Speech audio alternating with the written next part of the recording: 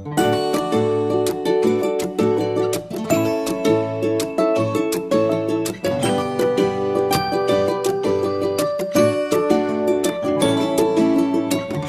subgroup normal adalah grup yang tidak berubah ketika dikonjugasikan oleh setiap elemen grup. Jika N merupakan subgroup normal dari grup G yang dapat ditulis N subgroup dari G, maka berlaku G kali N kali G inverse sama dengan N untuk setiap G elemen G. Subgroup normal ini memiliki sifat bahwa koset kiri sama dengan koset kanan yang berbentuknya itu selalu sama. Nah, selanjutnya itu grup faktor. Nah, grup faktor itu adalah grup yang dibentuk dari himpunan koset suatu grup normal N pada grup G yang dapat ditulis G per N, yang elemen-elemen grup faktornya adalah koset dari Gn yang dengan operasi Gn kali Hn sama dengan GH kali N. Nah, grup faktor ini dapat digunakan untuk mempelajari struktur grup yang lebih sederhana dan mengelompokkan elemen-elemen yang dapat dianggap setara dengan subgrup normal. Nah, subgrup normal ini merupakan dasar pembentukan grup faktor. Tanpa subgrup normal, operasi pada koset tidak terdefinisi dengan baik sehingga grup faktor tidak dapat dibentuk. Baik, pada soal kali ini diketahui G sama dengan S3 dan N sama dengan E, 123,132. Tentukan apakah N merupakan subgrup dari G dengan memeriksa apakah hasil kali 2 koset kanan dari N di G kembali merupakan koset kanan dari N. Langkah yang pertama, menentukan koset-koset kanan N. Karena banyak anggota S3 adalah 6 dan banyak anggota N adalah 3, maka jumlah koset kanan adalah S3 per N sama dengan 6 per 3 sama dengan 2. Koset pertamanya adalah N sama dengan E, 123,132. Selanjutnya, ambil elemen 1, 2 dari S3. Lalu kita hitung koset kanan dari N12. N12 sama dengan E dikali 12,123 dikali 12,132 dikali 12. Hasilnya adalah E dikali 12 sama dengan 12, 123 dikali 12 sama dengan 13, dan 132 dikali 12 menghasilkan 23. Jadi N12 sama dengan 12,13 dan 23. Dengan demikian, himpunan koset kanan dari N adalah G per N sama dengan N, N12. Lalu untuk langkah yang kedua, yaitu memeriksa perkalian koset. Sekarang kita hitung N12 dikali dengan N13. Karena 13 merupakan anggota dari N12, maka N13 sama dengan N12. Sehingga N12 dikali N13 sama dengan N12 dikali N12. Menurut definisi perkalian koset, NA dikali NB sama dengan NAB. Maka N12 dikali N12 sama dengan N12 kali 12. Karena 12 kali 12 sama dengan E, maka diperoleh N12 dikali 12 sama dengan NE sama dengan N. Jadi N12 dikali N13 sama dengan N. Hasilnya masih merupakan koset kanan dari N. Jadi kesimpulannya, karena hasil kali 2 koset kanan dari N menghasilkan koset kanan dari N lagi, maka dapat disimpulkan bahwa N adalah subgrup normal dari S3. Sekian, terima kasih. Selanjutnya saya akan menjelaskan penyelesaian dari nomor 2, yaitu diketahui grup Y24 di operasi penjumlahan dan subgrup H sama dengan 8, 12 buktikan bahwa H merupakan subgrup normal dari Z24, di mana kita yang pertama itu mencari subgrup dari 8 dan 12, yang dimana kita bisa menggunakan kofaktoran dari 8 dan 12 sehingga mendapatkan 4. Nah, berarti subgrup dari 8 ini merupakan kelipatan dari 4, yaitu 0, 4, 8, 12, 16, dan 20. Nah, selanjutnya kita mencari subgrup normalnya ya teman-teman. Nah, subgrup normal ini kita bisa membuktikan dengan definisi subgrup sendiri, yaitu G kali H kali G aksen sama dengan H. Dimana ini itu kan Z24 itu merupakan grup abelian, sehingga dia dapat mendapatkan operasi A plus H min A. Ambil sembarang H elemen H, yaitu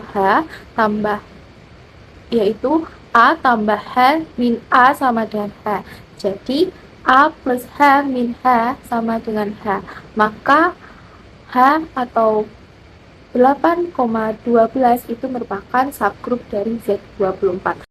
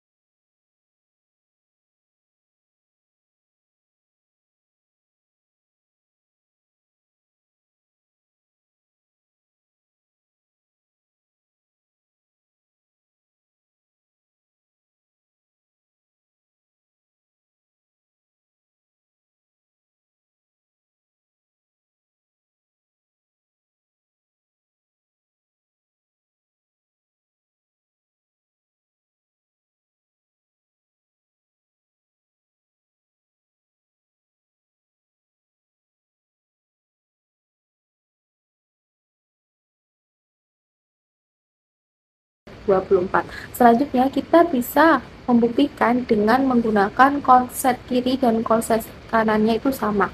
Kita ambil sembarang A elemen Z24, misal nih kita ambil A-nya itu adalah 1.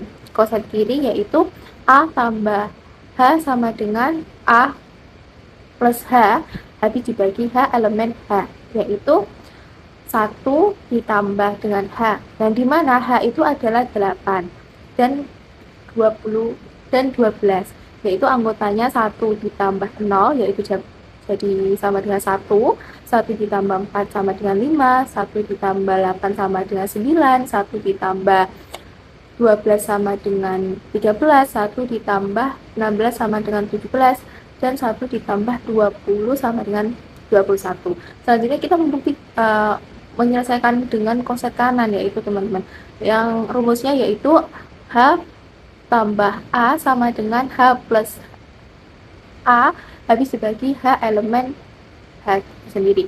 Nah, dimana H plus 1, H-nya itu adalah subgrup dari 8 dan 12, yaitu 0 tambah 1 adalah 1, 4 ditambah 1 adalah 5, 8 tambah 1 adalah 9, 12 tambah 1 sama dengan 13, dan 16 tambah 1, 17, dan 20 tambah 1 sama dengan 21. Jadi koset kanan dan koset kirinya itu sama. Maka ini terbukti bahwa subgrupnya itu adalah subgrup normal untuk di Z24. Untuk soal berikutnya adalah diberikan G sama dengan Z8 dengan operasi penjumlahan modulo 8 dan subgrup H sama dengan 0,4. Kita diminta untuk menentukan grup faktor dari G oleh H.